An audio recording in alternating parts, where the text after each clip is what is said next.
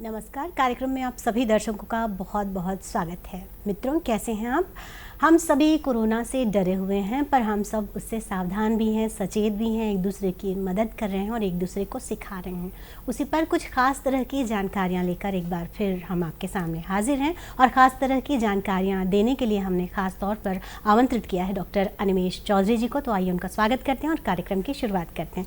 नमस्कार सर, बहुत बहुत स्वागत है आपका हमारे कार्यक्रम में। जैसा कि मैं हमारे मित्रों से कह रही थी कि आज हम खास तरह की जानकारी देने जा रहे हैं, खास तरह की जानकारी होम आइसोलेशन के बारे में, कि होम आइसोलेशन में अगर कोई है तो उपचार की उसकी कैसी व्यवस्था है, कोविड-19 से जो प्रभावित लोग हैं उन्हें कैसे करना है, ठीक हो जाने के बाद क्या करना है, इस तरह की तमाम जानकारियां हम आपसे चाहेंगे।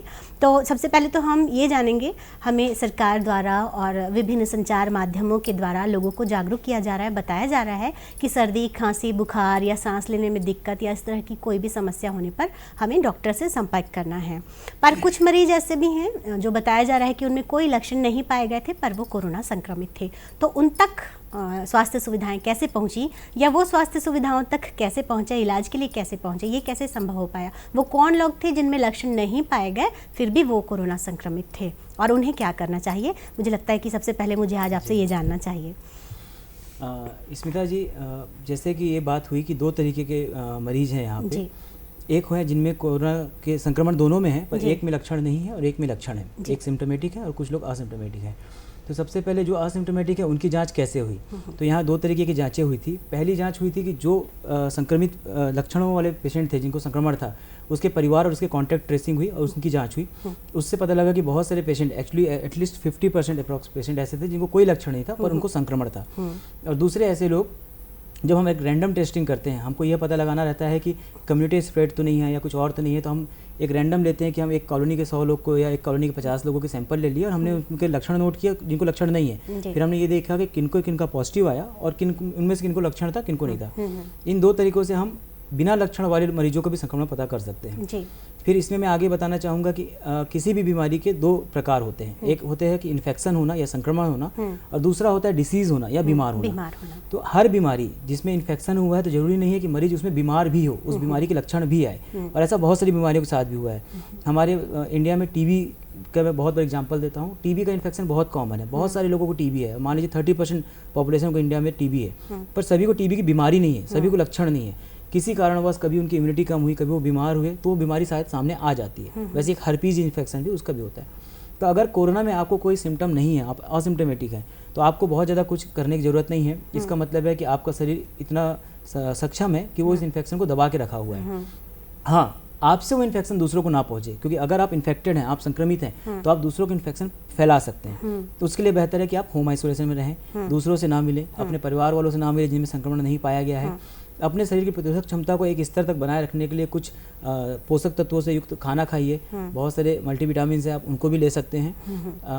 नींबू पानी या कोई भी ऐसी चीज़ जिसमें विटामिन सी हो, जिंक वाली चीज़ें, और साथ में आप विटामिन डी और ये सब ले सकते हैं।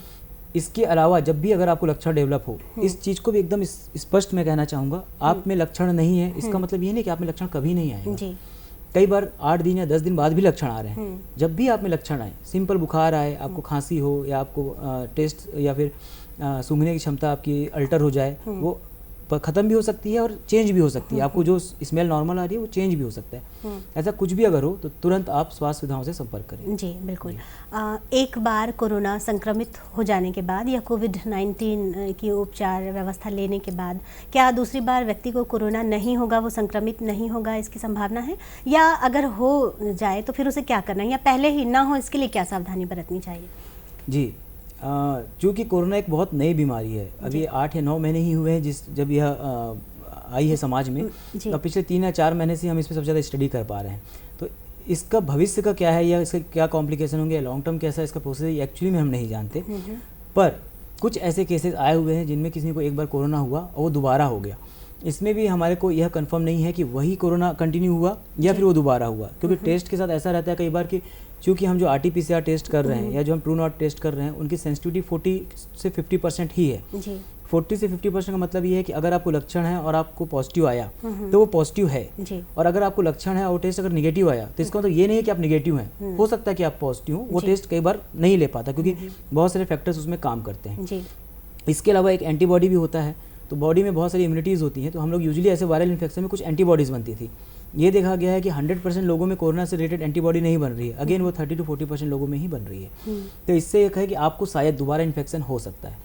तो जिसको भी इन्फेक्शन पहले हो चुका है वो ठीक होने के बाद हर वो सावधानी बरते जो सरकार बार बार आप लोगों को बरतने के लिए बोल रही है। जो नॉर्मल फ्लू प्रोटोकॉल हम बोलते हैं कि हमेशा हर जगह हाथ धोइए या सैनिटाइज कीजिए, मास्क पहनिए, सोशल डिस्टेंसिंग रखिए। ये 3 या 4 जो छोटे छोटे प्रोटोकॉल हैं आपको वो हमेशा फॉलो करना है, चाहे संक्रमित होने से पहले, संक्रमित होने के बाद, ताकि आप भविष्य में ऐसे संक्रमण से बच सकें। जी, और कुछ खास तरह के लोग हैं। पहले हम जांचों के बारे में, आप जांच की बात आप कर रहे थे। जांच कितनी तरह की जांच हो रही है और कौन से सबसे प्रभावकारी है? तो अलग अलग जांचें हैं और कई बार ये भी सामने आ रहा है कुछ प्रकरण में कि एक जांच में आप पॉजिटिव पाए जा रहे हैं, दूसरी जांच में आप नेगेटिव पाए जा रहे हैं।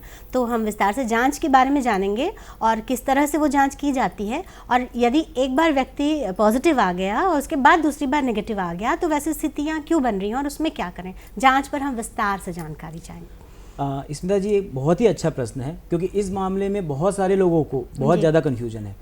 तो सबसे पहले मैं क्लियर करता हूँ कि जांचें 2 तरीके की होती हैं। हमको पहले यह पता करना है कि आपको बीमारी है और उससे आपके शरीर को कितना नुकसान हुआ है, और दूसरा आपको जो बीमारी है वो कोविड की या कोरोना की ही बीमारी है कि नहीं। तो जांचों को हम 2 हिस्सों में बांटते हैं। एक होता है मॉलिक्यूलर या लेबोरेटरी टेस्ट, जिसमें हम ये कन्फर्म कर लेते हैं कि आपके शरीर के अंदर कोरोना वायरस का इन्फेक्शन है कि नहीं, और दूसरा होता है क्लिनिकल या रेडियोलॉजिकल टेस्ट, जिसमें हम ये पता लगाते हैं कि आपको इन्फेक्शन है या नहीं है, उसने आपके शरीर को कितना नुकसान पहुंचाया है, जो हमको ट्रीटमेंट प्लान करने में मदद करता है।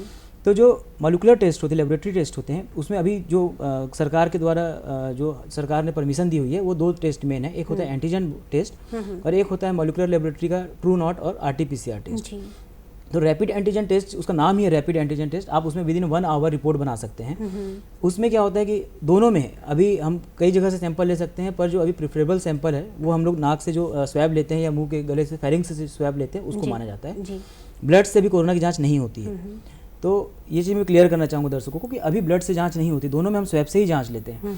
तो स्वैब से लेकर रैपिड एंटीजन में हम प्रोसेस करते हैं। तो एंटीजन का मतलब होता है कि वायरस की बॉडी के ऊपर बहुत सारे पार्टिकल्स होते हैं जिनको हम एंटीजन बोलते हैं, और जैसे कि हमारी उंगलियों के निशान जो होते हैं वो सबके अलग अलग होते हैं, वैसे वायरस फैमिली में भी वो एंटीजन सबके अलग अलग होते हैं। एक वायरस के एक जैसे ही एंटीजन होंगे और उसको हम पकड़ते हैं। तो उसमें अगर वो पॉजिटिव आया, अभी के जो नियम है उसके अनुसार अगर रैपिड एंटीजन पॉजिटिव आया तो आपको और कोई टेस्ट करने की जरूरत नहीं है, आप पॉजिटिव माने जाएंगे। आप उसके आगे ट्रीटमेंट जैसा भी है, आपको सिम्टम के हिसाब से, फिर माइल्ड, मॉडरेट, सीवियर सिम्टम के हिसाब से आपका ट्रीटमेंट चालू होगा, या फिर आप होम क्वारंटाइन जो भी आप चाहे कर सकते हैं। दूसरा होता है RT-PCR या ट्रू नॉट, ये स्टैंडर्डाइज टेस्ट हैं। अगर आप इनमें मतलब अगर आपको कन्फ्यूजन है और रैपिड एंटीजन निगेटिव आया, रैपिड एंटीजन निगेटिव आने का मतलब ये नहीं है कि आप निगेटिव हैं। रैपिड एंटीजन पॉजिटिव आया इसका मतलब है कि आप श्योर पॉजिटिव हैं। पर अगर रैपिड एंटीजन निगेटिव आया तो इसका मतलब है कि आपको सिम्टम है तो आप RT-PCR के लिए जाइए। RT-PCR एक बहुत कॉम्प्लिकेटेड टेस्ट है, उसकी मशीन भी हर जगह नहीं थी, अब तो एक उससे मिलता जुलता ट्रू नॉट टेस्ट है जिसकी मशीनें हमारे छत्तीसगढ़ में भी लगभग हर जगह आ गई हैं। तो उस टेस्ट से फिर एक कन्फर्मेटरी हो जाता है कि हाँ ये 100% आपको कोविड है। दिक्कत यह है RT-PCR अपने आप में एक 100% टेस्ट है, वो पॉजिटिव या निगेटिव। दिक्कत यह है कि हम जो सैंपल लेते हैं तो वो सैंपल हम जब लेते हैं तो कई बार उसमें अगर आपकी बॉडी का वायरल लोड कम है या चूंकि अब मशीनें कम है और बहुत सारे मरीजों का टेस्ट करना है, तो अगर आप 24 से 48 घंटे में टेस्ट नहीं ले पाते हैं तो एक डाइल्यूशन होना चालू हो जाता है, तो जिसके कारण कम वायरल लोड है वो निगेटिव आ जाता है। तो ये दिक्कत आ रही है, ये टेक्निकली दिक्कत आ रही है कि कई बार हम टेस्ट लेते हैं और उस टेस्ट का रन जो होता है, उस टेस्ट को हम जो मशीन में डाल रहे हैं उसको डालने में कुछ समय लेट हो जाता है, क्योंकि बहुत ज़्यादा टेस्ट आ रहे हैं, हर जगह से आ रहे हैं, तो उस कारण कभी कभी निगेटिव आ जाता है। तो मेरा पर्सनल ऐसा मानना है कि RT-PCR अगर निगेटिव भी आया तो हो सकता है कि आपको दोबारा या तिबारा पॉजिटिव आ जाए। ये भी हो सकता है कि आपको पहली बार में पॉजिटिव आया तो दोबारा या तिबारा निगेटिव आ जाए, क्योंकि आपने जो सैंपल लिया वो प्रॉपर मात्रा में सैंपल नहीं लिया, अच्छे से सैंपल नहीं लिया, या फिर टेस्ट रन होने में टाइम लग गया। तो अगर आपको सिम्टम है तो तीसरा मैं जांच में आ रहा हूँ उसमें, तो जो सिम्टम है तो तीसरा होता है अभी जो हम लोग मान रहे हैं और पूरे वर्ल्ड में ये फॉलो हो रहा है कि छाती का CT स्कैन, जो CT स्कैन होता है जांच, तो छाती का CT स्कैन सबसे सेंसिटिव है अभी कोरोना में। अगर आप पॉजिटिव हैं और आपको कोई सिम्टम नहीं है और आपके CT में कोई दिक्कत नहीं है तो अभी आप सेफ हैं, आप होम क्वारंटाइन में रह सकते हैं, आप दवाइयों से घर में आराम कर सकते हैं। पर कोरोना बीमारी बहुत तेज़ी से लंग्स को डैमेज कर रही है, और अगर आपके CT स्कैन में टिपिकल चेंजेस हैं जो कोरोना के कारण हो रहे हैं, जो हमने अभी तक पाए हैं, तो आप मान के चलिए कि आपको कोविड है और आप इन्वेस्टिगेशन आपका पॉजिटिव रिपोर्ट आया चाहे ना आए, क्योंकि पॉजिटिव रिपोर्ट आने में 4-4 5-5 दिन लग रहा है, आप ट्रीटमेंट के लिए चालू कर सकते हैं। जी, आपने फेफड़ों की बात कही तो मुझे अस्थमा के मरीजों की याद आई। अस्थमा के मरीज को किस तरह की सावधानी बरतनी चाहिए, उसे कितना खतरा हो सकता है? स्मिता जी, ना केवल अस्थमा, ऐसे कोई भी मरीज, जैसे मैंने भी कहा कि कोविड एक मल्टी सिस्टम डिसीज है, वो बॉडी के सभी अंगों को नुकसान पहुंचा रहा है, पर बीइंग अ फ्लू वो सबसे ज़्यादा नुकसान जो पहुंचा रहा है फेफड़ों को पहुंचा रहा है। तो कोई भी मरीज जिनके लंग्स कमज़ोर हो सकते हैं, जैसे कि अस्थमा या स्मोकर या वो लोग जो पॉल्यूटेड वातावरण में काम कर रहे हैं, उनको थोड़ी ज़्यादा दिक्कत होने की संभावना है, क्योंकि ये बहुत तेज़ी से फेफड़े डैमेज करती है। तो जिनके फेफड़े पहले से डैमेज है उनको नुकसान ज़्यादा हो रहा है, ऐसा अभी देखे हैं। ऑलरेडी ये नई बीमारी है, तो हम लोग सीख रहे हैं, अभी भी हम लोग सीख रहे हैं इसके बारे में। अब उनसे बचने का तरीका तो यही है कि जो नॉर्मल प्रोटोकॉल है, फ्लू प्रोटोकॉल, आपको उसको फॉलो करना है। लगातार आप मास्क पहनिए। अस्थमा के मरीजों के साथ एक दिक्कत ये आती है कि उनको मास्क पहनने में थोड़ा दिक्कत होती है, क्योंकि वो सांस नहीं ले पाते। पर अगेन यहाँ पे दो बीमारियाँ होती है, एक होता है अस्थमा, एक होता है दमा। अस्थमा जो खासकर बच्चों में होता है, उसमें क्या होता है कि उन लोग नॉर्मली रहते हैं, पर उनके बॉडी के अंदर एक इन्फ्लामेशन हमेशा चलता रहता है, उनके लंग्स में एक इन्फ्लामेशन हमेशा चलता रहता है, ऊपर से नॉर्मल रहते हैं। तो वो कोई भी एलर्जन किसी भी कारण से उनको सिम्टम्स ज़्यादा आते हैं, तो वो अगर इनहेलर में है, कई बार जो अस्थमा के बच्चे होते हैं उनको बोला जाता है कि आप लॉन्ग टर्म एक इनहेलर में रहिए, उनको इनहेलर लगातार लेना है, वो उनके फेफड़ों का इन्फ्लामेशन कम करके रखेगा, जिससे उनको बीमारी नहीं होने की संभावना कम रहेगा, वो एक आम व्यक्ति जैसे ही रहेंगे।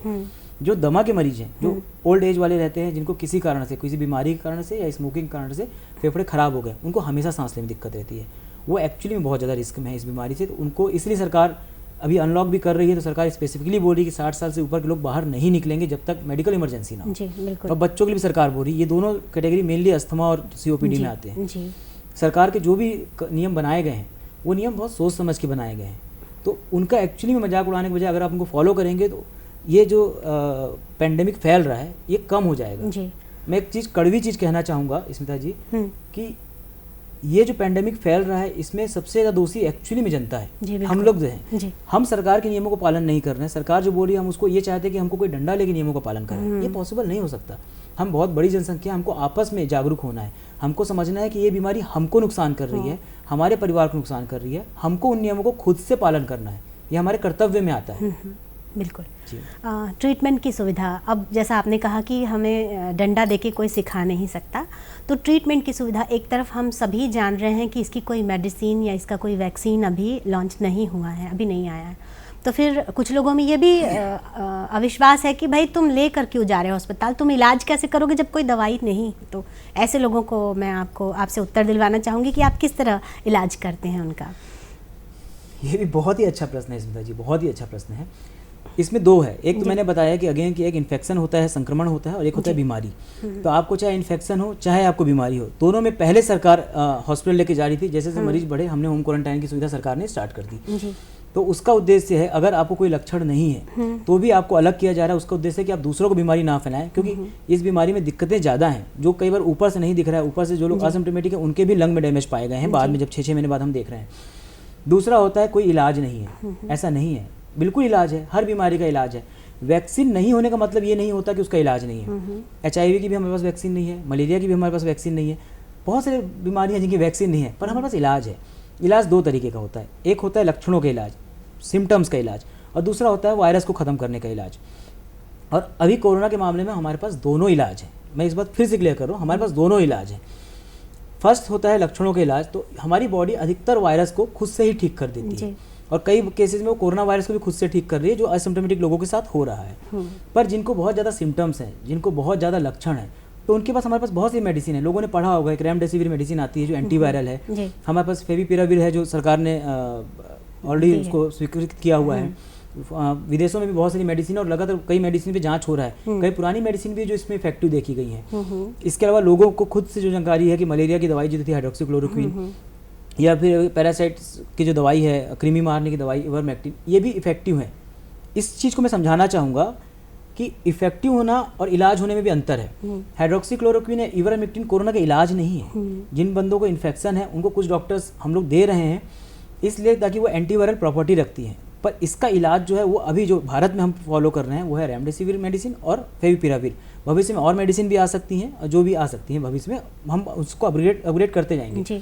इसके अलावा क्योंकि आपके लंग में डैमेज है, तो लंग में डैमेज होने के कारण आपको और बीमारियां भी हो सकती हैं, बैक्टीरियल इन्फेक्शन भी हो सकता है, तो हम उसका इलाज भी करते हैं। साथ में आपको लगातार खांसी आ रही है, आपके फेफड़ों में इन्फेक्शन हो रहा है, ये खून के थक्के जमा रही है ये बीमारी, तो उसके कई लोगों को हार्ट की बीमारियां भी हो रही है और कई लोगों को बहुत ज़्यादा हेडेक भी हो रहा है, तो हम उस हेडेक का, हार्ट की बीमारी रोकने का, खून के थक्के सब इलाज कर रहे हैं। इलाज उपलब्ध है और तभी लोग ठीक हो रहे हैं। जी बिल्कुल जी। सर बहुत अच्छी जानकारियाँ आप दे रहे हैं, पर थोड़ी देर के लिए रुकेंगे एक छोटे से ब्रेक के लिए, विराम के लिए। तो मित्रों आपसे फिर मुलाकात होगी इस छोटे से विराम के बाद।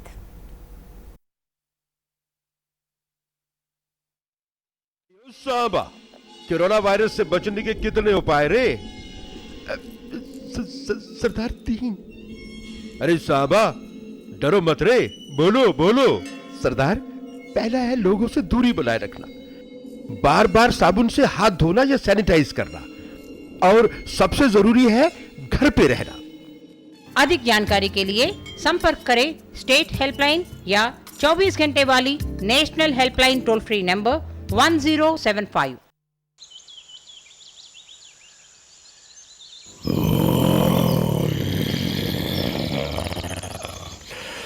लापरवाही से बाहर मत फिरो, शेर हो या हीरो हो, सवाल खतरों से खेलने का नहीं, जिंदगी का है, या तो खुद का या अपनों का। कोरोना के आगे बलवान भी नहीं टिक पाएगा, पर बचने के उपाय है समझदारी से घर में रहना, बार बार हाथ साबुन से धोना या सैनिटाइज करना।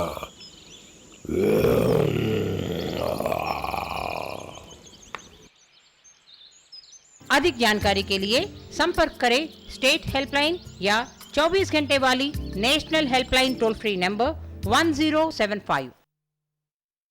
कार्यक्रम में एक बार फिर से आप सभी का स्वागत है। कोविड-19 के बारे में पूरी जानकारी आज दे रहे हैं हमारे आज के विशेषज्ञ डॉक्टर अनिमेष चौधरी। तो उनसे फिर से बात की शुरुआत करते हैं और आप हमें ये बताएंगे सर कि बहुत सारे लोग हमारे यहाँ अभी भी उतने जागरूक नहीं हुए हैं। किसी परिवार से अगर कोरोना संक्रमित मिला है, हॉस्पिटल वाले उन्हें लेकर गए हैं, तो उनके परिवार वालों को किस तरह रहना चाहिए? क्योंकि वो खुलेआम, अगर हमारे छत्तीसगढ़ के कुछ एक परिवारों के बारे में मैंने सुना कि उनका कहना है जेला बीमार है तौला तो लेगी, अब हमन लगा करना है, हमन तो अपन घर में रहिबो, और वो घूम भी रहे हैं बाहर बाकायदा मोहल्ले में, गली में, यहाँ वहाँ। तो वैसे लोगों को क्या करना चाहिए? क्या उनसे समाज को, समुदाय को भी खतरा है? उनकी क्या जिम्मेदारियां हैं और उन्हें किस तरह रहना है? स्मिता जी, सबसे पहले तो यह नियम ही है कि जिनके भी परिवार के लोगों को कोरोना संक्रमण हुआ, उसके संपर्क में आए सभी लोग, ना केवल परिवार के लोग, सभी लोग जो उनसे 5 दिन या 6 दिन के अंदर संपर्क में आए हैं, उन लोग अपने आप को होम आइसोलेट करें और बाकी लोग से मिलने से रोकें। इससे 2 कारण हैं। पहला कारण तो उनसे दूसरों को इन्फेक्शन ना हो। दूसरा कारण ये है कि अगर उनको कोई लक्षण नहीं है, इसका मतलब हम ये मान के चले कि उनके अंदर भी वायरल लोड कम है, उनके अंदर इस मात्रा में वायरस नहीं है जो उनको बीमार कर सके। हो सकता है कि वो बाहर घूमे और बाहर से कोई दूसरा वायरस या कोई दूसरी बीमारी लेके आ जाए और 2 बीमारियां मिलके, या फिर वायरस लोड बढ़ जाए और उनको बीमारी आ जाए। तो दोनों कारणों से, मतलब अपने सेफ्टी के लिए भी और समाज की सेफ्टी के लिए भी, उनको होम आइसोलेशन में स्ट्रिक्टली रहना चाहिए। जो सरकारी अलग अलग मतलब डाटे हैं, पर मेरे हिसाब से कि कम से कम 7 दिन तो रहना ही चाहिए जी। दूसरा ये जो है कि लोगों में एक्चुअली में ये जो भ्रांतियाँ, ये जो डर हट गया है, ये डर हटने का मेन कारण है हमारे सोशल मीडिया में लगातार आगे बढ़ते हुए मैसेज।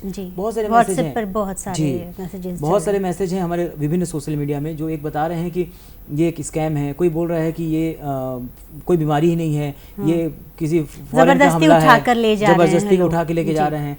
इवन हमने तो ये तक पढ़ा है कि किडनी चोरी कर रहे हैं। मतलब लिमिट नहीं है, इमेजिनेशन की लिमिट नहीं, लोग कुछ भी इमेजिन कर रहे हैं। बिल्कुल ऐसा नहीं है, ये एक भयानक बीमारी है, इसमें लोगों को बहुत नुकसान हो रहा है।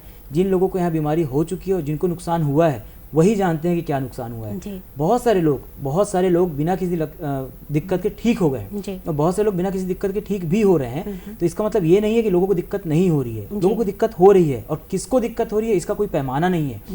10 साल या 15 साल के बच्चे से लेकर 75 साल के बुजुर्ग तक को दिक्कत हो रही है, और वहीं 80 साल के बुजुर्ग को कोई दिक्कत नहीं भी हो रही है। तो इसको एक पैमाना मत बनाइए कि उसको तो कोई दिक्कत नहीं हुई तो हमको भी दिक्कत नहीं होगी, किसी को भी दिक्कत हो सकती है। बिल्कुल स्वस्थ रहना है तो आपको सावधान रहना ही होगा। और कुछ लोग ऐसे भी हैं जो घर पर ही स्वयं का इलाज कर लेना चाह रहे हैं और छुपा रहे हैं अपनी परेशानियों को, इलाज करवाने से, डॉक्टर्स के पास जाने से डर रहे हैं। ऐसे लोगों को आप क्या कहना चाहेंगे जो घर पर ही किसी तरह से ठीक हो जाना चाह रहे हैं, उन्हें लग रहा है कि हॉस्पिटल जाके शायद समस्या और बढ़ जाएगी? इसके लिए भी मैं यही कहना चाहूँगा कि इस बीमारी से बचने का सबसे अच्छा तरीका है कि यदि लक्षण दिखे तो आप तुरंत इलाज कराइए, क्योंकि जितनी जल्दी ये बीमारी पकड़ में आएगी और जितनी जल्दी हम ट्रीटमेंट स्टार्ट करेंगे उतनी जल्दी आप ठीक हो जाएंगे और आपके फेफड़ों को उतना कम डैमेज होगा। जितना कम डैमेज होगा भविष्य में आपको उतनी कम दिक्कतें आएंगी। ये जो अगेन मैंने बोला सोशल मीडिया में आने वाली जानकारियाँ, बहुत सारी जानकारियाँ हैं, आप गर्म पानी पीजिए वायरस अंदर चला जाएगा, आप जो मास्क पहन रहे हैं वो वायरस को बाहर नहीं जाने दे रहा है, मतलब ऐसी जानकारियाँ आप सोचिए सही कैसे हो सकती हैं। कोई भी जानकारी अगर सरकार इतनी ज़्यादा स्ट्रिक्ट जो है प्रिकॉशंस ले रही है, इतने समय से रेलवे गाड़ियाँ बंद है, बिजनेस बंद है, देश को नुकसान हो रहा है, सरकार इतना ज़्यादा स्ट्रिक्ट अगर एक्शन ले रही है तो कोई तो कारण होगा ना। इससे पहले तो उन्होंने कभी नहीं लिया, उससे पहले कभी लिटरली जैसे हमारे मित्र बोलते इससे पहले कभी रिंगटोन चेंज नहीं हुई। आज से पहले कितनी बार सरकार ने आपकी रिंगटोन चेंज की? इसी से आप समझिए कि एक गंभीर बीमारी है। तो आप अपने घर में इलाज लेने की कोशिश मत कीजिए कि हम सिर्फ गर्म पानी पियेंगे ठीक हो जाएगा, हम काढ़ा पियेंगे ठीक हो जाएगा, हम ये पर्टिकुलर औषधि या वो पर्टिकुलर औषधि लेंगे ठीक हो जाएगा। एक और आप लोग बोल रहे हैं कि कोई इलाज नहीं है, दूसरे आप बोल रहे हैं हम खुद से इलाज कर लेंगे। ये दोनों बातें कॉन्ट्राडिक्टरी हैं, विरोधाभासी हैं। बिल्कुल मत कीजिए। सही समय पे लिया गया फैसला, सही समय पे की गई डायग्नोसिस आपको पूरी तरह से सुरक्षित रखेगी। तो क्या सुविधाएं पर्याप्त मात्रा में है, मुहैया हैं? एक बड़ी संख्या में जब लोग पहुंचने लगेंगे तो हम उनके लिए तैयार हैं क्या? उस तरह की सुविधाएं कितनी अभी फ़िलहाल आप देख पा रहे हैं? लगातार आप मरीजों के संपर्क में हैं, इलाज की सुविधा से जुड़े हुए हैं।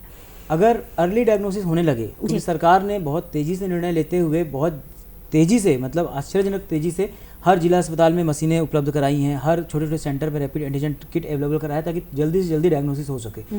सरकार का उद्देश्य था कि ज़्यादा से ज़्यादा लोगों की इन्वेस्टिगेशन हो और जल्दी डायग्नोसिस हो।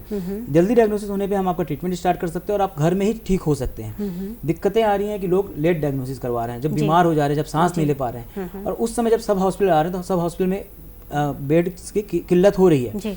तो इसको प्रिवेंट करने के लिए हमको फिर जागरूक होना पड़ेगा। सरकार हर जगह नहीं आ सकती, सरकार अपनी तरफ से उतना ही कर पाएगी जितना उसके पास संसाधन है, और एक्चुअली उस संसाधनों से ज़्यादा किया जा रहा है। तो सरकार जो बीच बीच में छोटे छोटे लॉकडाउन लगाती है उसका उद्देश्य रहता है कि बेड की संख्या बढ़ाना और बाकी सब चीज़ें करना, और सरकार अपनी तरफ से कर रही है जैसे जैसे पेशेंट बढ़ते जा रहे हैं। पर जनता को ये ध्यान देना है कि थोड़े से थोड़े सिम्टम में अगर आप डॉक्टर से मिलिए, आपका डॉक्टर अगर सजेस्ट करता है तो कोविड टेस्ट कराइए।